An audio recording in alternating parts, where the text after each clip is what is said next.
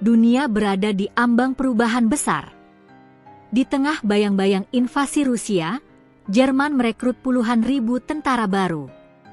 Sementara Ukraina meluncurkan serangan udara besar-besaran ke jantung militer Rusia. Apa yang sebenarnya terjadi di Eropa? Apakah kita sedang menyaksikan awal dari Perang Dunia III? Sejak Januari hingga Juli 2025, Jerman telah merekrut lebih dari 13.700 tentara baru. Angka ini mencerminkan lonjakan 28% dibandingkan periode yang sama tahun lalu. Peningkatan ini merupakan respons terhadap ketakutan akan agresi Rusia di Eropa. Jerman kini ingin memperkuat militer mereka ke level yang belum pernah terlihat sejak Perang Dingin. Kanselir Merz bahkan berjanji akan membangun tentara konvensional terkuat di Eropa dan meningkatkan anggaran pertahanan menjadi 3,5% dari PDB pada 2029. Targetnya, 260.000 tentara aktif di tahun 2035.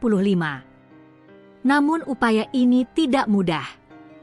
Pemerintah Jerman mulai mempertimbangkan kembali memberlakukan wajib militer yang sebelumnya telah dihapus pada tahun 2011. Hal ini dipicu oleh kekurangan relawan karena berbagai faktor.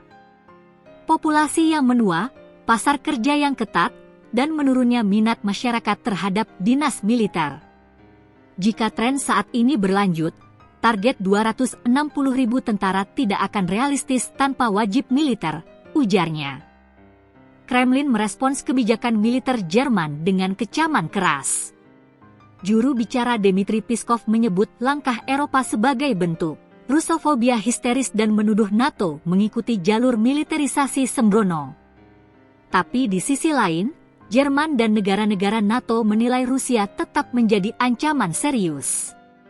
Di medan lain, Ukraina meluncurkan serangan drone jarak jauh ke berbagai wilayah di Rusia. Target utamanya adalah lapangan udara militer di Primorsk-Kohtarsk, tempat penyimpanan drone Iran tipe Shahed yang digunakan Rusia untuk menyerang Ukraina. Serangan ini memicu kebakaran besar dan kerusakan fasilitas militer.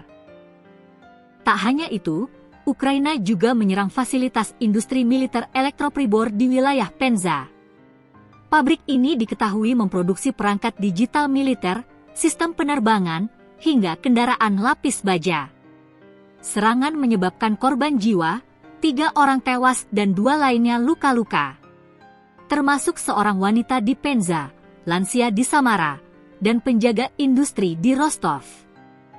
Kementerian Pertahanan Rusia mengklaim telah menghancurkan 112 drone Ukraina hanya dalam waktu 9 jam, termasuk 34 drone yang terdeteksi di wilayah Rostov. Ini menjadi serangan drone terbesar yang pernah diterima Rusia sepanjang konflik ini. Presiden Putin tetap menolak seruan gencatan senjata. Ia menginginkan perdamaian, tetapi dengan syarat keras. Ukraina harus menyerah atas wilayahnya dan berhenti mengejar keanggotaan NATO.